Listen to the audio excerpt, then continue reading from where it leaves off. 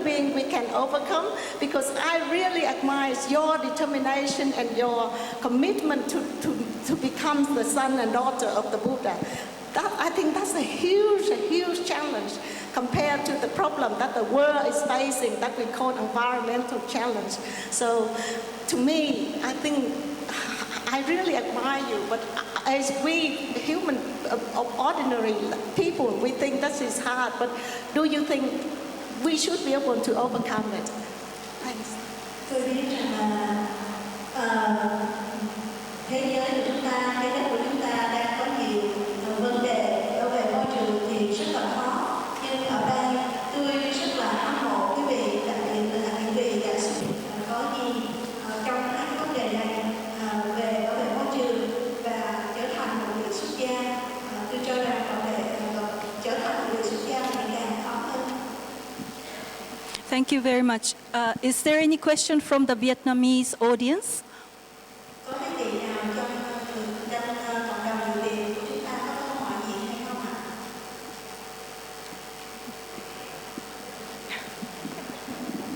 I think there's a hand from the very front.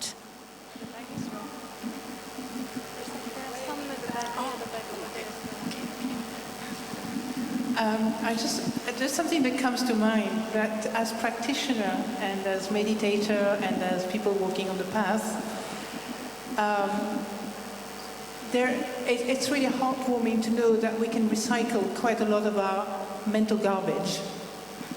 We can begin or be in the middle, at the end, wherever we are. Even if we don't have a big project, we can actually start where all the source of all the trouble begins. So just as an encouragement for all of us, we can actually remember we don't need to waste time with that. Thank you. I think there is someone at the very back. This will be the last question.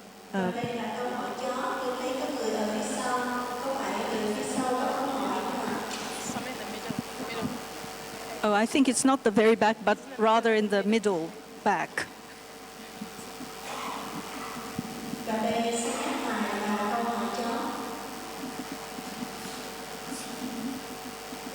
I have a question that's according to the paper of the Venerables sitting in the middle, five of you. I'm sorry, I forgot your name.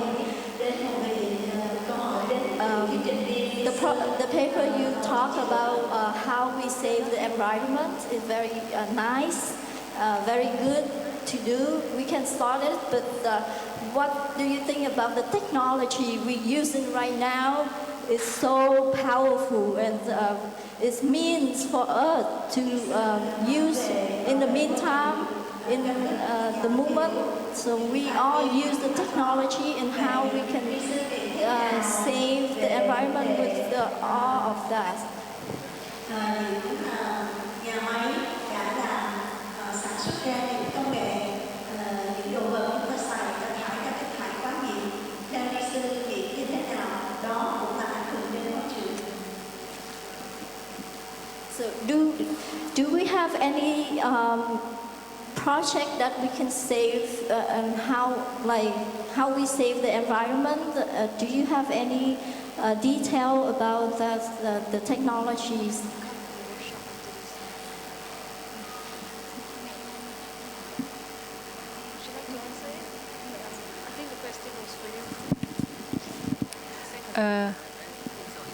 Asking me the questions?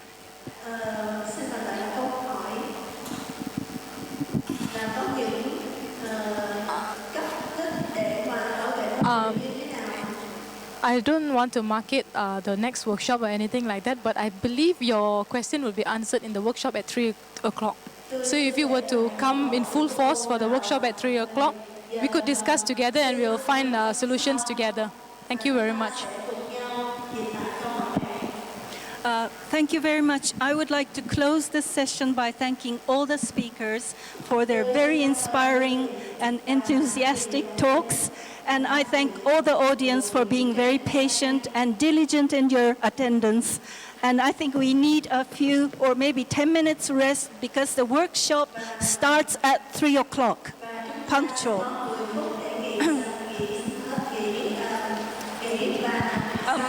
Wait.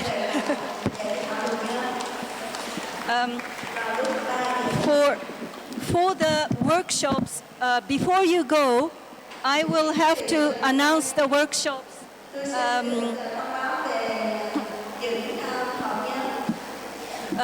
It is really, I would repeat again, but it is from 3 o'clock. There are 8 workshops. Number 1, Buddhist Women and the Environment, which is the one that would be led by Tasi children. This is in main hall, which is here, isn't it? Number 2, Buddhist Women in Indonesia, led by Metasuri Chitrada in the Lotus Room, ground floor. Number 3, Composing a Life, using oral histories to record the lives of Buddhist Buddhist nuns, workshop led by Judith Liu. These programs are probably, on the wall, but you may not notice, so I am announcing them. Number 4, Dancing with Guan Yin, led by Sandy Bocher. This is outdoors, and maximum 50 people are allowed to take part. Number 5, Mindful Asian Dance.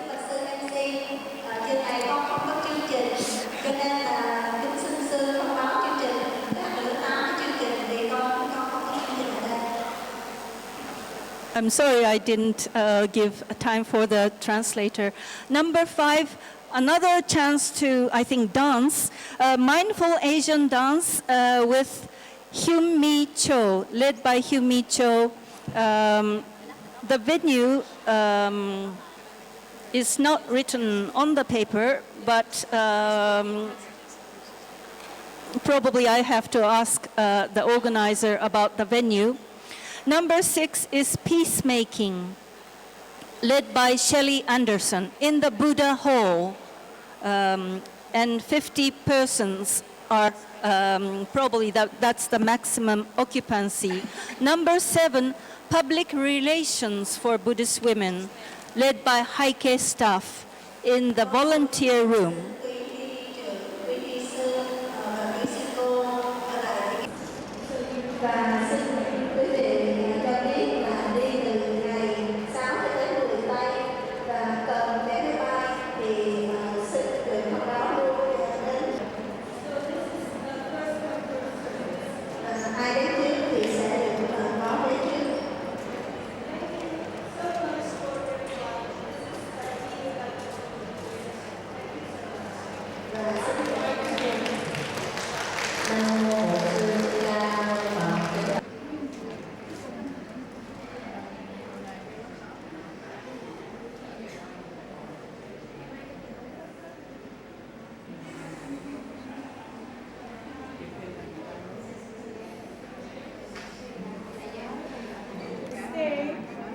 Stay and stop breathing.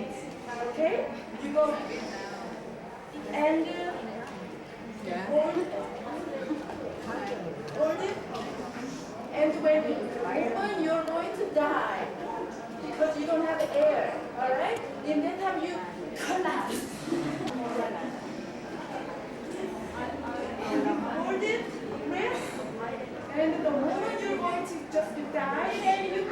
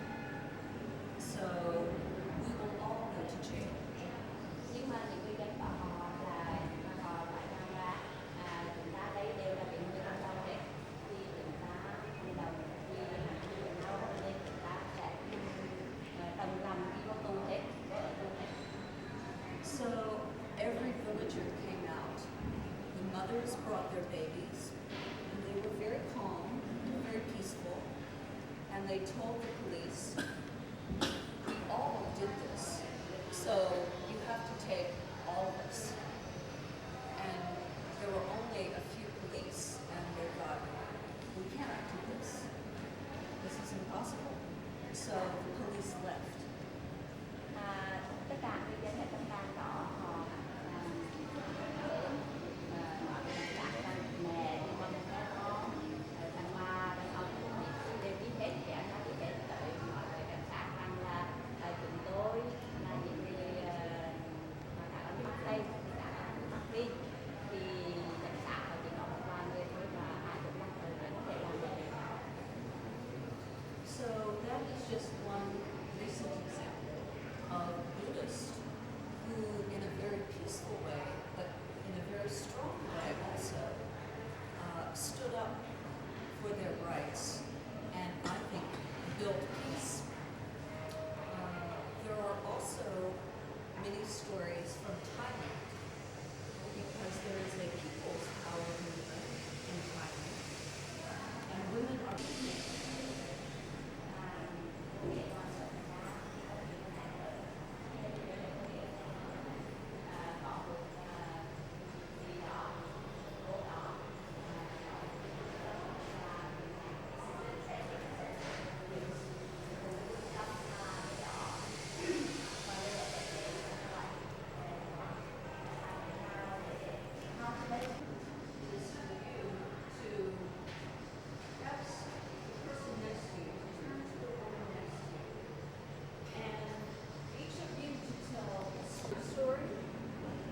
maybe it's a mother who you saw making peace in the family.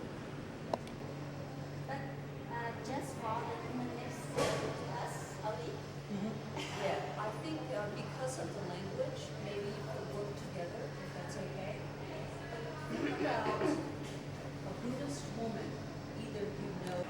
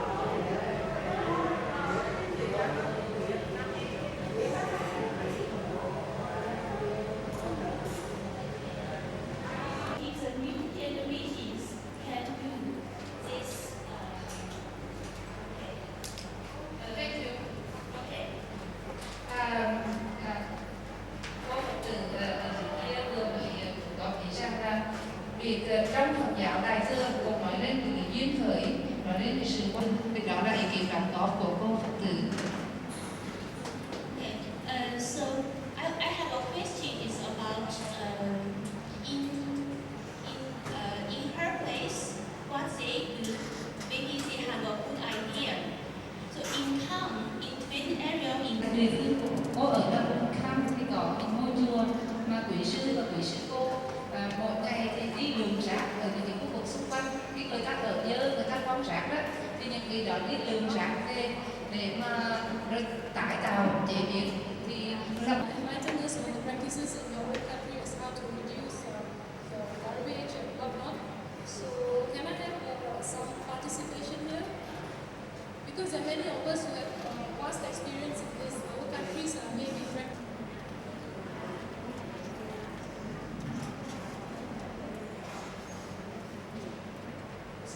sư cô thì nói tiếng Việt cho con thì chắc tiếng Anh. Con nghĩ sư cô nói được tiếng Anh thì sư cô nói trực tiếp luôn. Dạ. Cầm giỏ, cầm sách giấy, tới chợ làm qua món chi là họ bỏ vào bao ni lông để cầm về món ấy. Từ rồi bao ni lông đó họ bỏ vào giỏ đó rồi đem chở đi đến thành phố lớn của chúng Việt Nam, ở tại thành phố Hồ Chí Minh đây cả ngày cả mấy tấn ni lông như vậy. Và thành phố như Đà Nẵng của chúng tôi ngoài đó thì cả ngày cả hàng mấy tạ.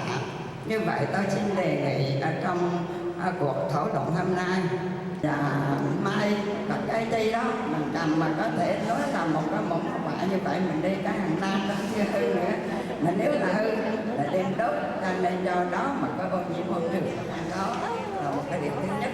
Ta ví dụ như bây giờ cắm tặng cứ cắm mà một phố thì cắm quà không được, xa đó trách nhiệm nghĩ ra một cái kế hoạch cắm ô nhiễm môi trường cắm tặng gấp tốt hơn là mình cắm ở ngọn. Just put into plastic bag and use it and dispose it right after use. So it is the best way. If we can suggest, we can make a suggestion to the government to ban plastic bags forever. Only by that way, then everyone will do it. That accidents due to firecrackers. So it is her suggestion that we should make.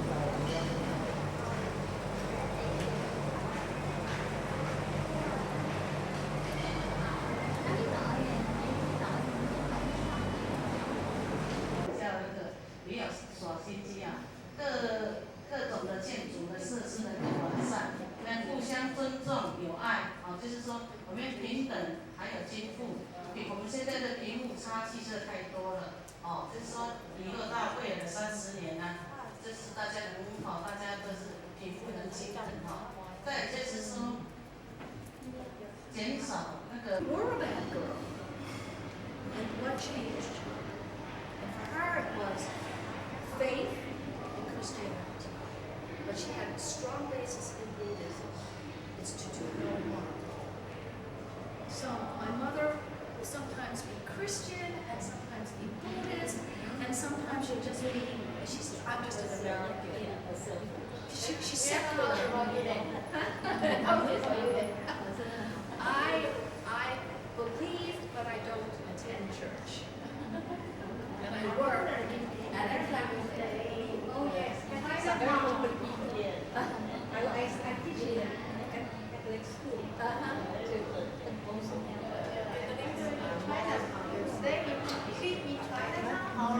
No, see, what makes it good because we were members.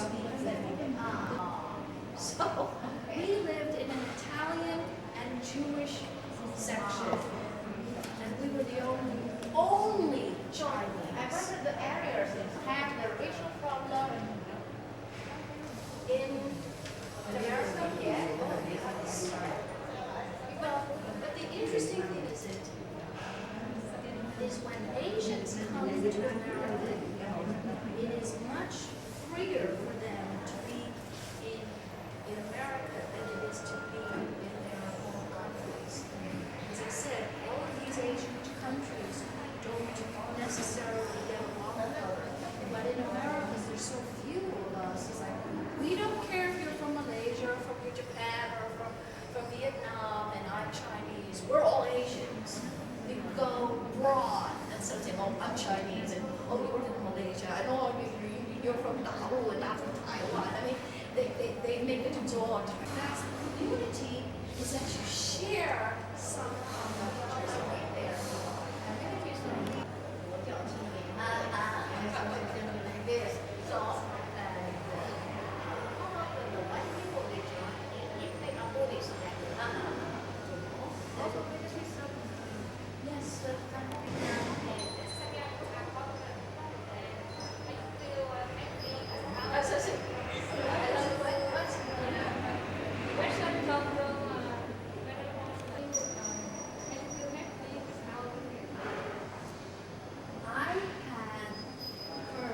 much about always how beautiful Vietnam was.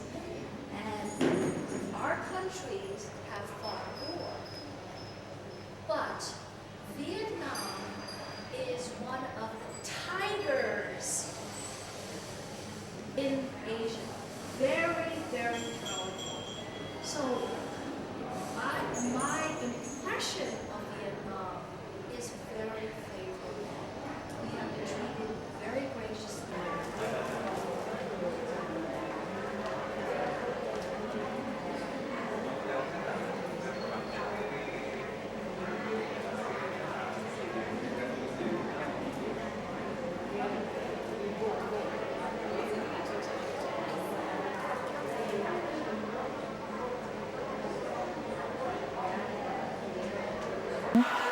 To express the feeling, the emotion of the Buddhist nuns when they are joining the Sakyadhita conference.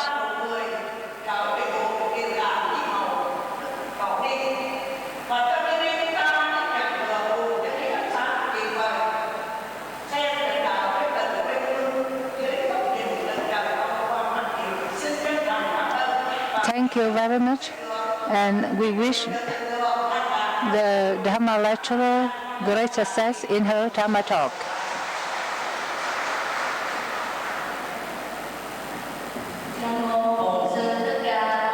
Namo Buddhaya.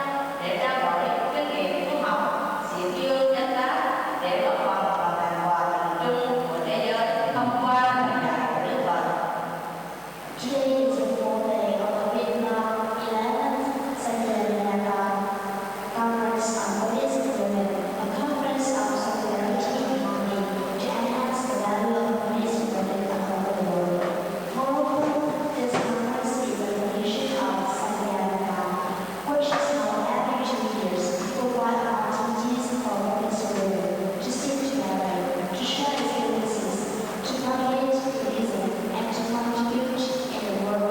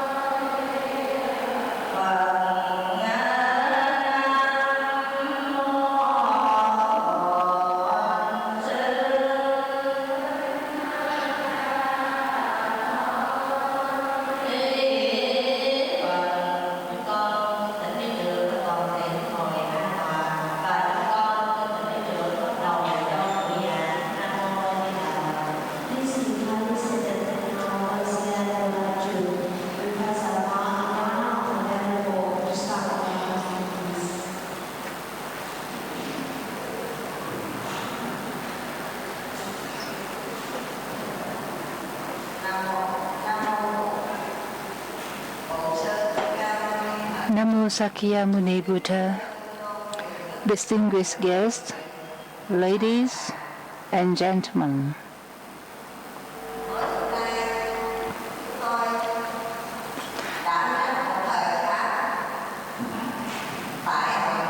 Today I'm responsible for giving a Dharma talk at this hall at the 11thSakyadhita conference on Buddhist women. The topic of the Dharma talk tonight is living simply, protecting the environment.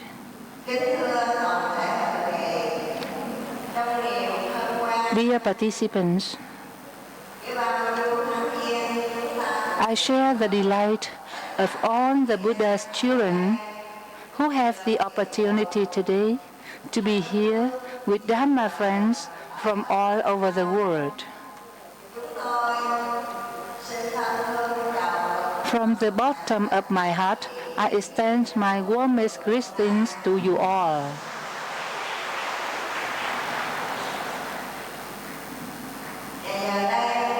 I would like to take this opportunity to talk about something that is closely connected with our daily life, the environment. If in our everyday life we are conscious of the importance of the environment and of the correlation between the environment and our physical and psychological well-being, we can adjust our way of life to make the world a greener and cleaner place.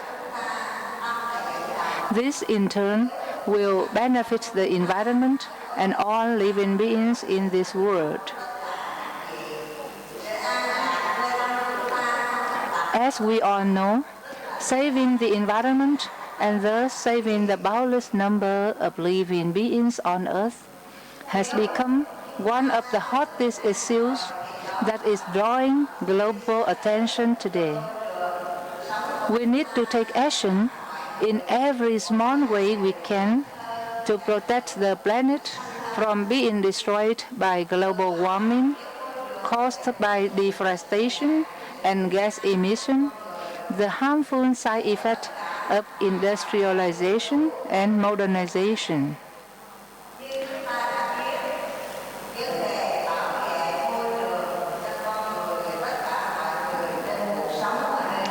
The Copenhagen Climate Conference 2009 was held and attended by more than 200 leaders of the world, whose aim was to reach a protocol that would help to prevent global warming and climate changes.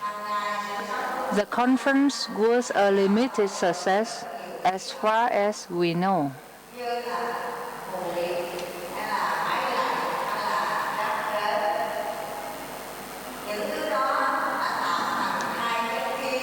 All of us who are present here today cannot deny the comforts that industrialization in general and modern technology in particular have afforded us. However, though we are not solely responsible for the deterioration of our planet, we should not stand indifferent to the environment either. We should make it our job to protect the living environment around us in our own interest and for the benefit of all living beings on earth.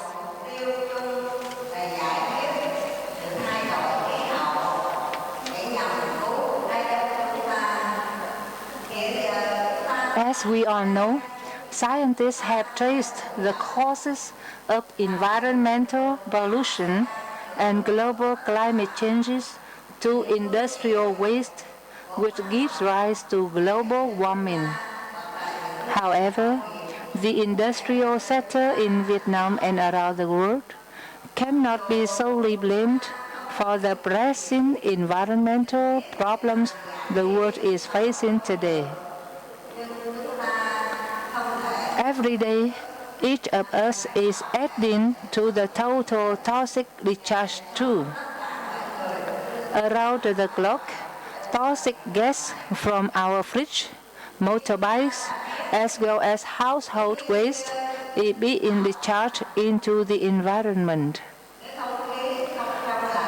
For example, in the process of biodegradation and disintegration, the seemingly innocent paper products that we discard as our waste dumps release methane and carbon dioxide, which are two strong thermal release chemicals that cause ice sheet disintegration and consequently global warming.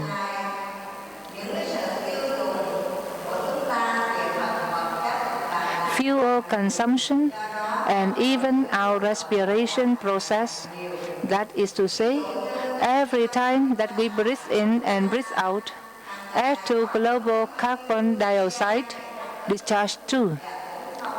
On the contrary, plants and trees throughout their photosynthesis cycle absorb carbon dioxide from the atmosphere and release outside back out, helping to sustain life on the earth.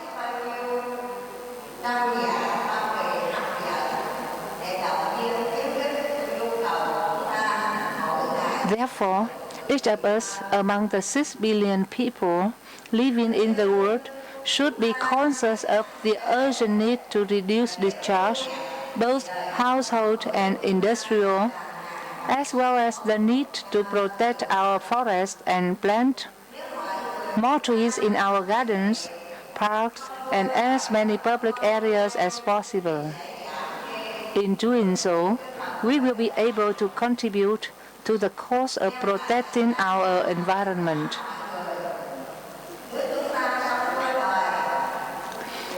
The increasing material comforts and higher standards of living we enjoy today have given rise to increasing demand for even more comforts.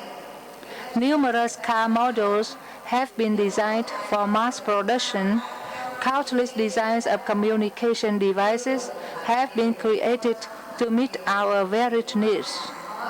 On top of this, the marketing professionals and their creativity in advertising and packaging have significantly contributed to the rise in demand and consumption to the point that we are never satisfied, always restless in our efforts to keep up with the Genesis.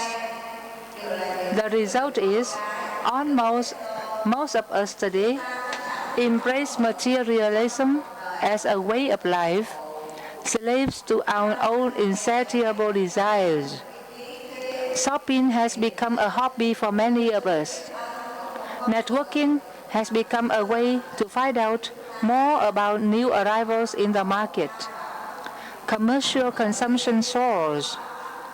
Since consumption is closely correlated with waste disposal, today in our cities, we see huge garbage dumps that, if not well managed, would cause great health hazards and damage to the people living nearby. Today, in Ho Chi Minh City, due to the problem of gas emission from millions of motorbikes, we do not go out without our face masks. It is clear that due to the individual behaviors, environmental cleanliness was compromised. This, as a result, poses great health risk to all of us. If we practice a simple lifestyle and consume less, we can reduce the amount of waste and help protect the environment. It is high time that we should learn to pay attention to waste sorting, that is, paper and nylon, would still be recycled, should be separated from vegetable, fruit, and garden waste, which could be used as manure after decomposition. For all of us here, as Sakyadhitas, we have a great paragon of virtue to look up to in the Buddha. The simple life he lived is an illustrious example for all of us. We are fortunate to know of and to learn from a historical person who once existed in flesh and bone just like us. What's different was his boundless compassion for all sentient beings and his selfless dedication to the well-being of others, a way of life that he had lived for countless eons. And for that, we prostrate before him with our utmost respect and place our faith in him and follow his path. He is applauded as the quintessence of humanity. We are extremely fortunate to inherit the Buddha's legacy, an everlasting source of peace and happiness that is for all to share. For the serious practitioners, the Buddha's teaching light the way to Nibbanic bliss and final liberation from the endless cycle of life and death. A Buddhist woman, if we hold on to our faith and our vow to follow the Buddha on his path, we will know how not to stay attached to the 5 sense faculties, the 5 insatiable kings that hold us slaves since time immemorial. If our mind is pure, we will develop the right view of all phenomena, and right thoughts and right morality will naturally follow. A content person will be able to lead a simple and moderate life and will always open their arms to everyone. They will find that the happiness of others will lead to their own happiness. So, right mindfulness always helps to lighten the thoughts. Also, Buddhist lay people who live simple lifestyle will greatly reduce their harm to the environment. If a wife lives a simple life, then the husband will not have to worry about her spending her time and money for shopping or for unnecessary relationships with friends. Furthermore, she will then have more time to learn and practice Dharma. Likewise, in the monastery, if all nuns have a simple and tranquil life, then it will provide an example for others. As Buddhist lay people normally respect the monks and the nuns because of their simple and tranquil life. If we all follow our Lord Buddha's teaching of a life, then we don't waste the benefits which we have received from the benefactors. We can have more time to learn and practice Dharma and the patrons of Buddhism. Moreover, the ultimate goal of nuns or monks' lives is to reach the truth of impermanence. We are willing to let go of everything in order to obtain the impermanence. In conclusion, a simple and tranquil life will help to purify our mind. Hence, it is also a model we have to live by in order to improve society in what we call a material world. Lastly, please enjoy the teaching of one of the great monks. Even the most beautiful flowers will perish. Whatever left will only be essence. Whoever is still attached to the sense of rose will only find an abhorring stench.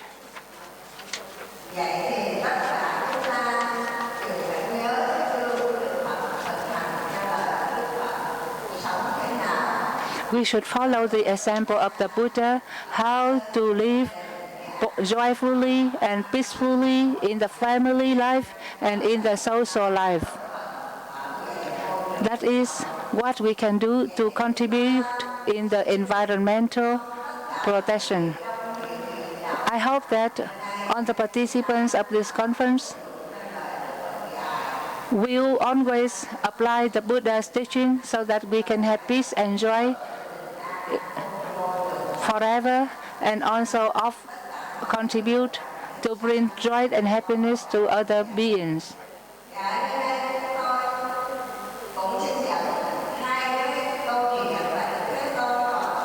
Now I would like to tell the stories at the time of the Buddha.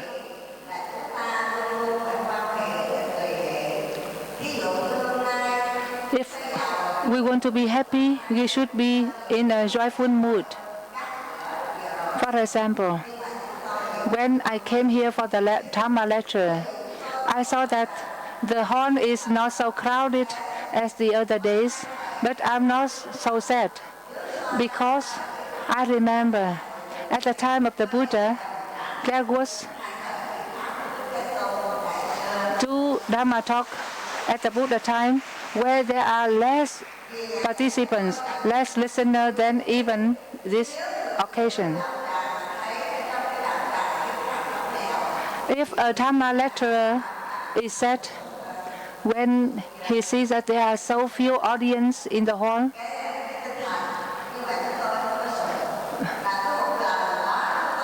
he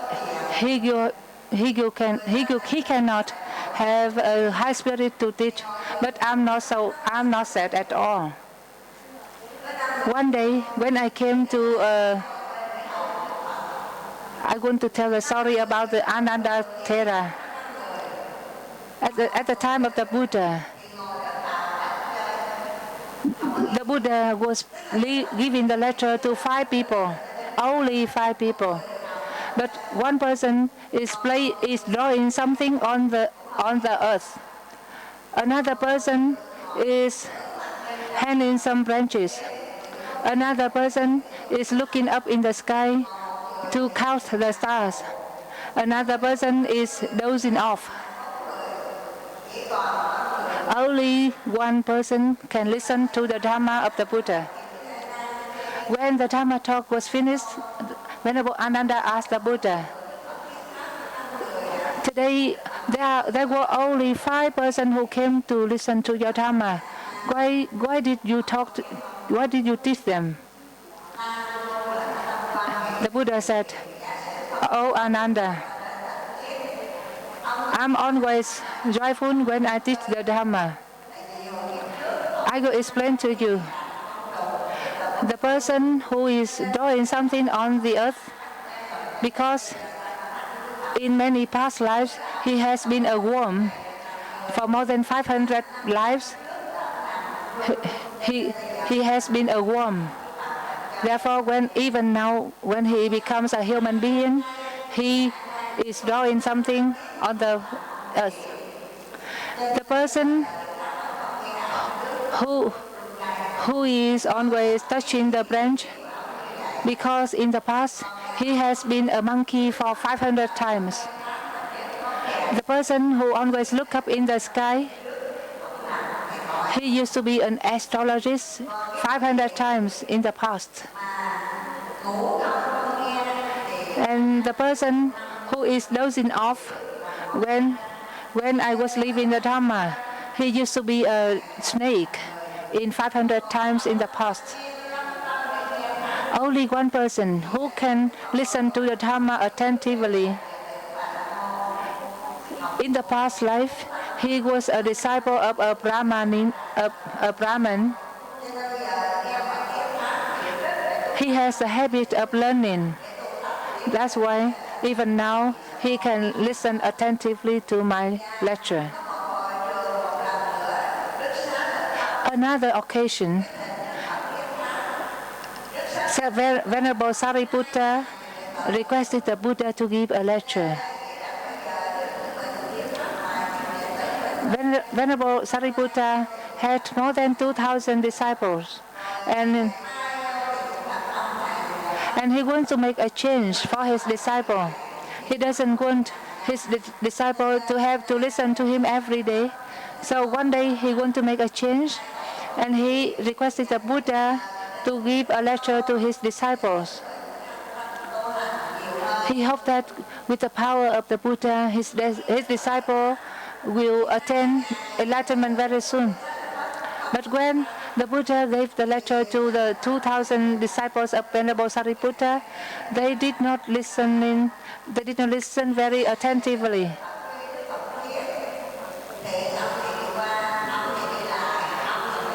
One monk is passing away, is passing forth and back. Another is talking. But the Buddha continued his Dhamma talk without showing his disappointment. Venerable Sariputta asked the Buddha, why these 2,000 disciples always listen very attentively to me, but why don't they listen to you as attentively as they do when listen to me. The Buddha explained to Venerable Sariputta that these 2,000 disciples used to be the ants, the small ants. When there was a flood, these ants were drowning in the stream. And at the time, Venerable Sariputta was a young man. He saw the ants drowning in the stream, and he rescued all of them. Due to this gratefulness to Venerable Sariputta in the past life, until now, these 2,000 people always listen, always obey Venerable Sariputta. That's why even the Buddha can educate, can transform only the person who have some good conditions, some relationship with him in the past. Therefore, on the activities, even the religious activities depends on the conditions. So even though there are very few, there are less audience in the hall, but still there are so many in comparison with the Dhamma lecture that the Buddha has given in his lifetime.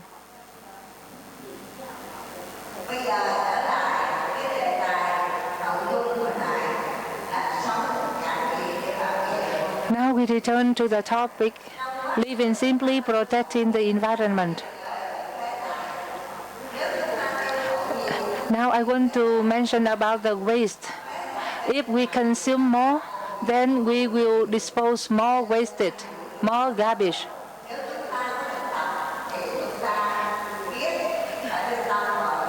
If we practice properly, we will always keep everything neat and clean, inside and outside.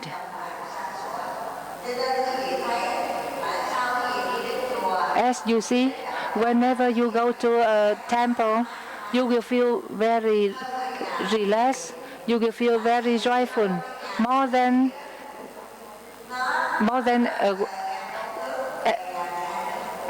as usual. Because when you stay at home, your house is always very messy. You store everything, even those things that you never use again, but you don't want to dispose of. You always keep, you always accumulate things, and it makes your house very crowded, very messy.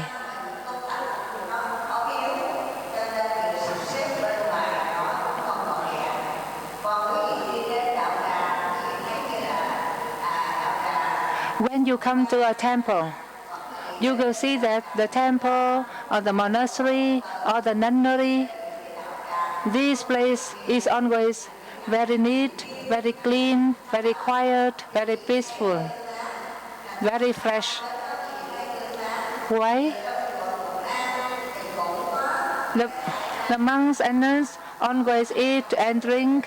They also dispose wastage like a banana, a watermelon, etc. But the monks and nuns knows how to clean, how to make their accommodation neat and clean. So the living environment is very important, and monks and nuns always keep their accommodation neat and clean. That's why you feel very relaxed and peaceful and quiet when you visit a temple.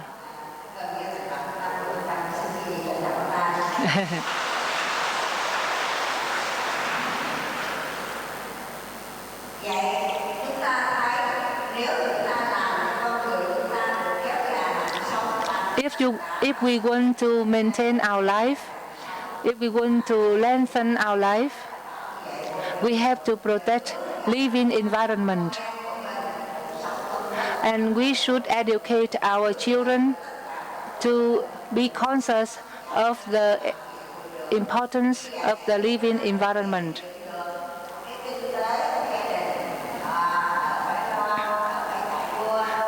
By living simply, we can save money, we can improve our life.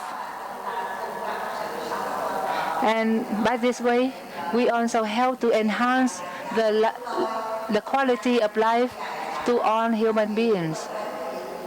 I don't want to prolong my Dharma lecture because I see that everyone seem very tired.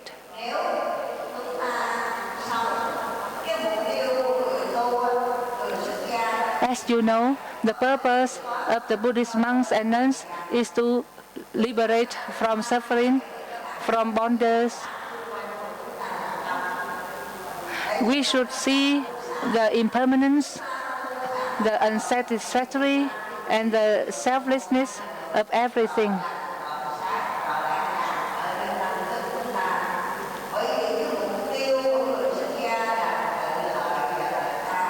On the way to practice of Buddhism, we should remember that we not only benefit ourselves, but we have to benefit other living beings.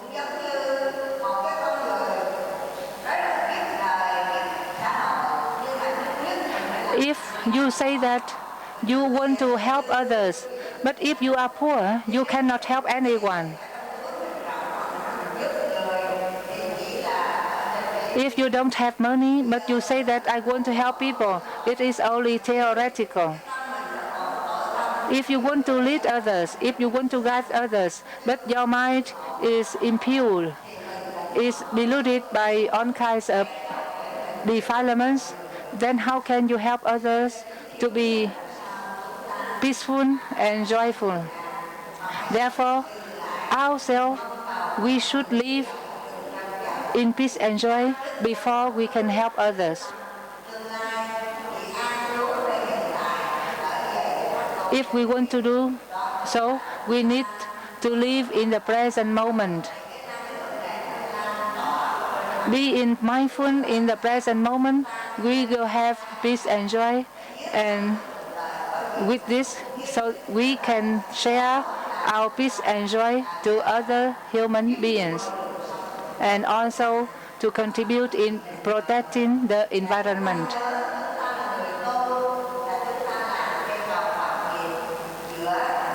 Being a practitioner, we are the bridge between the Arya, the holy being, with the worldly beings.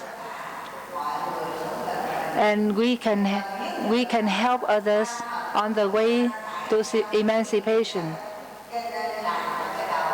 Nowadays, people is living, pursuing materialism. That's why they are always restless and they don't have peace in mind.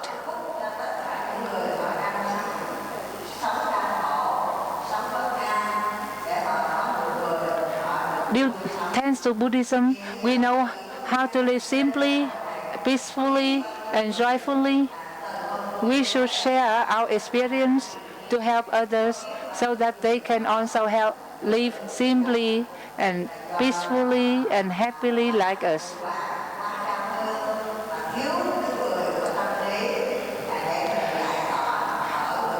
There are so many suffering people, but there are very few spiritual guides. And it is our duty to guide them, to help them, to give them whatever they need.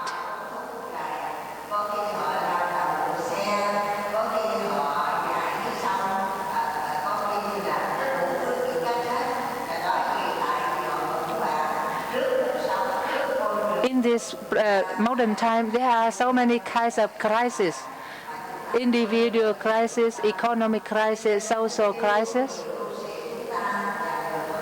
And we Buddhists should avoid this crisis by coming back to our mind, living peacefully with our mind. And this is our way of life and of protecting others and protecting the environment. Try to be mindful in every moment. That is the success of a Buddhist lay or ordained.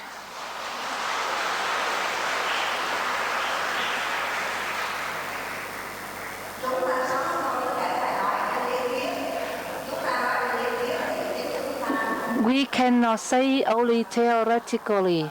If only saying without practicing, it is not beneficial to anyone. To practice effectively, we should always remember impermanence, old age, sickness. If we never think of old age and sickness, we will never practice.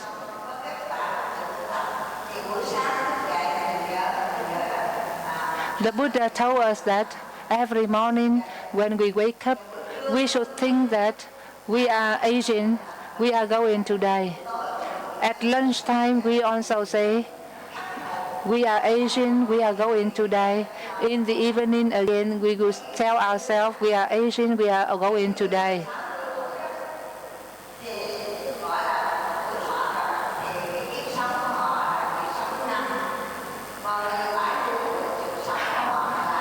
If you are 60 years old, the remaining of your life can be counted in years.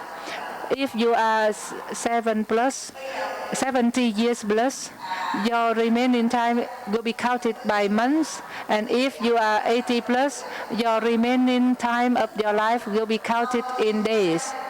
So now practice to say, I will die. Say, I will die.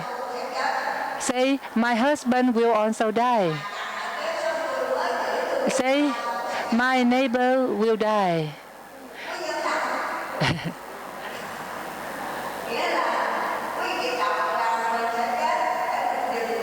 If you say, I will die, you will stop following the material things.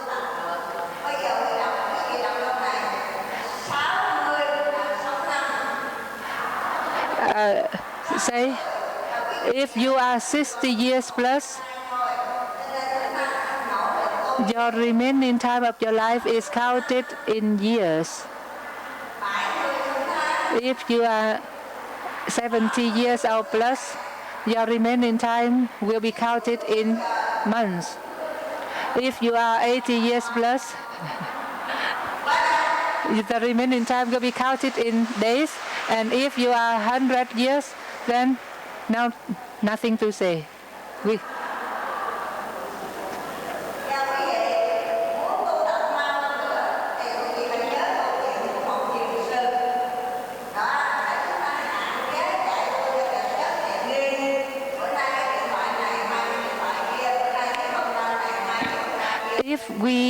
If we follow our desire, we will never stop. Today, we want a computer. Tomorrow, we want an iPhone. The next day, we want an iPod. One meditator came to see a master. He told the meditation master, I'm very busy.